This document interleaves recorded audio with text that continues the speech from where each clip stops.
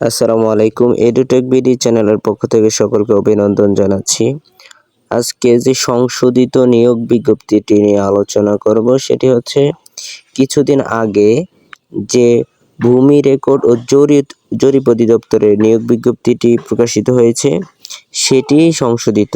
আপনারা দেখতে পাচ্ছেন যে এখানে বলা হয়েছে এ অধিদপ্তরের 30শে ফাল্গুন বঙ্গাব্দ 1430 এবং 14ই মার্চ 2024 তারিখে যে নিয়োগ বিজ্ঞপ্তি প্রকাশিত হয়েছে এবং এখানে আরেকটি কথা বলা হয়েছে, ইতিপূর্বে যারা আবেদন করেছেন এই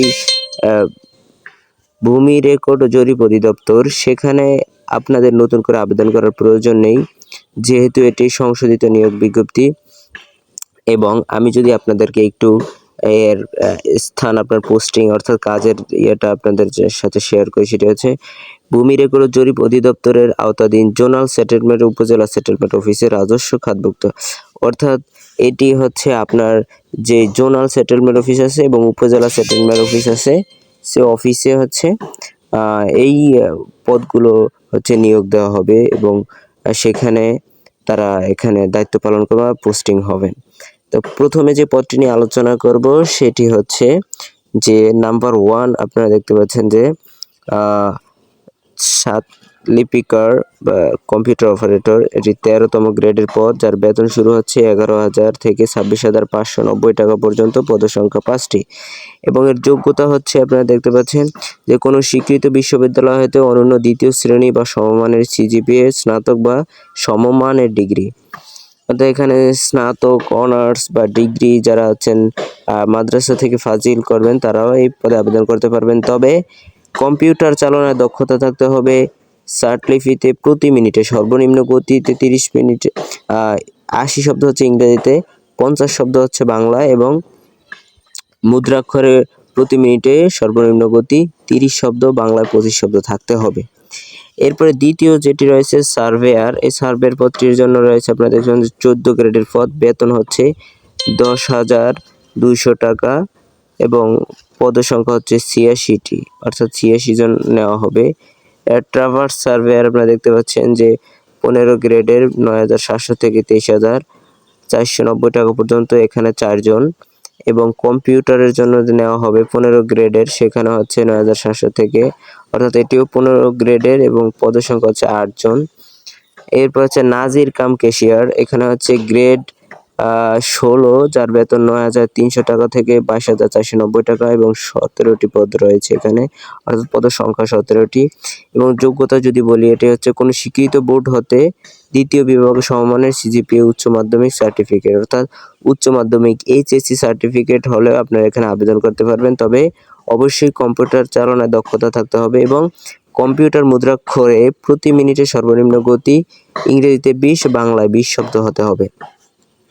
এরপরে যেটি হচ্ছে 7 নম্বরে অফিস সহকারী কাম কম্পিউটার মুদ্রাক্ষরিক, এটিও 16 পদ গ্রেডের এবং এরা হচ্ছে পদসংখ্যা 21টি এবং এটির যোগ্যতা হচ্ছে উপরের 6 যে যোগ্যতা, অর্থাৎ উচ্চ মাধ্যমিকে যে যোগ্যতা সেটির ন্যায়। এবং পেশকার হচ্ছে 8 নম্বরে, যেটা 16 গ্রেডের এবং এখানে হচ্ছে পদসংখ্যা 378টি, আপনারা দেখতে পাচ্ছেন।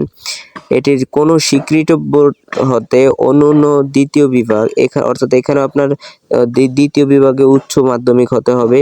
কম্পিউটার চালনার দক্ষতা এবং কম্পিউটার প্রতি মিনিটে ইংরেজিতে 20 এবং বাংলায় 20, অর্থাৎ আমরা দেখতে পাচ্ছি 6, 7, 8 একই যোগ্যতার।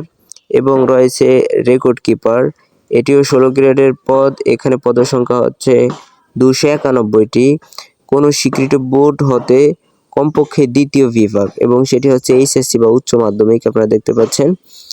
কম্পিউটার চালনায় দক্ষতা হতে হবে, এখানে আপনার কত মিনিট, মানে মিনিটে বাংলা ইংরেজি গতি এটা বলা নেই, আপনি দেখতে পাচ্ছেন। এরপরে যেটি রয়েছে 10 নম্বরের যে পদ, 10 নম্বরের পদটি রয়েছে আপনার খারিজ সহকারী।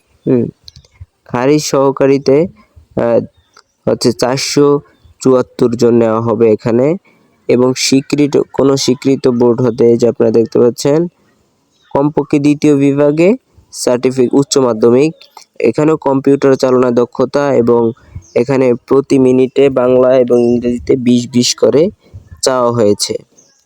এবং 11 নম্বর যে পদটি সেটি হচ্ছে জাজ মোহরার পদের জন্য এখানে 422টি আসন খালি রয়েছে আপনারা দেখতে পাচ্ছেন। এবং এখানেও যোগ্যতা রয়েছে উচ্চ মাধ্যমিক, স্বীকৃত বোর্ড হতে সমমানের জিপিএ, উচ্চ মাধ্যমিক এবং কম্পিউটার চালনায় দক্ষতা।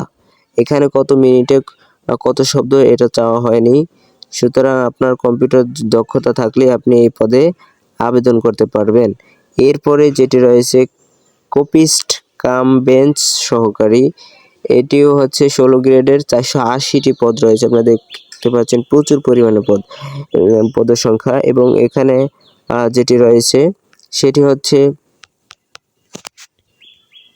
উচ্চ মাধ্যমিকের কোনো স্বীকৃত বোর্ড হতে, একটু সমস্যার কারণে আমি দুঃখিত, এখানে যে আপনারা দেখতে পাচ্ছেন যে কোনো স্বীকৃত বোর্ড হতে অনন্য দ্বিতীয় বিভাগ উচ্চ মাধ্যমিক, এখানে উচ্চ মাধ্যমিক, তবে কম্পিউটার চালানোর দক্ষতা এবং প্রতি মিনিটে ইংরেজিতে 20 এবং বাংলায় 20 চাওয়া হয়েছে।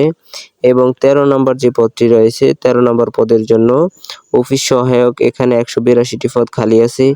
এটা শুধু যারা এসএসসি পাস করেছেন তারা থেকে আবেদন, অর্থাৎ তারাই আবেদন করতে পারবেন, অর্থাৎ সর্বনিম্ন এসএসসি পাস করলে এই পদের জন্য আবেদন করতে পারবেন।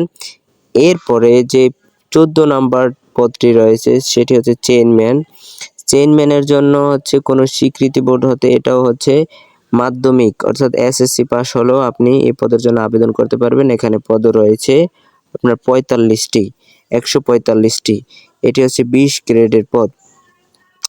এবং কিছু শর্ত আপনাদের সাথে শেয়ার করতে যাচ্ছি, দেখুন সেগুলো হচ্ছে এই সরাসরি নিয়োগের ক্ষেত্রে এই যে জনপ্রশাসন মন্ত্রণালয়ের 18 শ্রাবণ 23 জুলাই 2024 তারিখের যে উল্লিখিত কোটার বিধিবিধান রয়েছে সেটি অনুসরণ করা হবে। এবং অবশ্যই আপনাকে যে লাস্ট ডেট এবং ফার্স্ট ডেট আবেদন করার শেষ তারিখটাও আপনাদেরকে অবশ্যই জানতে হবে। সেটি হচ্ছে যে দেখুন, পরীক্ষা অংশগ্রহণ করতে ইচ্ছুক ব্যক্তি টেলিটক যে ডিএলআরএস ওয়েবসাইটে রয়েছে এখানে আবেদন করতে পারবেন। আবেদনের সময়সীমা হচ্ছে অনলাইনে আবেদন ফি এবং পূরণের সময়টা আপনারা দেখতে পাচ্ছেন যে 6/10/2024 খ্রিস্টাব্দ সকাল 10 ঘটিকায়। এটা হচ্ছে শুরু হবে 6-10 তারিখ, অর্থাৎ আজকে থেকে এটি শুরু হতে যাচ্ছে যে অক্টোবর মাসের 6 তারিখে এটি শুরু, আজ সকাল 10টায় এটি শুরু হয়েছে। এবং যে আবেদনপত্র জমা দানের যে শেষ তারিখ আপনারা দেখতে পাচ্ছেন যে 27/10, অর্থাৎ 20 দিন সময় আপনাদের হাতে রয়েছে। এবং 27 তারিখে বিকাল 5টা পর্যন্ত এই ইউজার আইডিগণ তাদের যে টাকা পেমেন্ট করবেন, এই টাকা পেমেন্টটা হচ্ছে আপনি আবেদন করার 72 ঘন্টার মধ্যে টাকাটা পেমেন্ট করতে হবে। তো আপনারা যদি কেউ আবেদন করতে চান, যদি ভুল ত্রুটিবিহীন, যদি নির্ভুলভাবে আবেদন করতে চান, তাহলে যে আমাদের স্ক্রিনে দেওয়া নাম্বার রয়েছে এই নাম্বারে অবশ্যই হোয়াটসঅ্যাপে নক দিতে পারবেন। নক দিলে আমরা নির্ভুলভাবে আবেদন করে দেব। সরকার নির্ধারিত যে ফিটা রয়েছে এর সাথে আমাদেরকে সামান্য সার্ভিস ফি দিলে আমরা আপনাদের কাজ করে দেব বাংলাদেশে যে কোনো প্রান্তে বসে। এবং আপনারা চাইলে আমাদের কাছ থেকে আপনি যে ডাউনলোড কপিটা ঘরে বসে আমাদের কাছ থেকে সংরক্ষণ করতে পারবেন। তো আপনাদের এখানেই শেষ করছি, সবাইকে অসংখ্য ধন্যবাদ। আসসালামু আলাইকুম।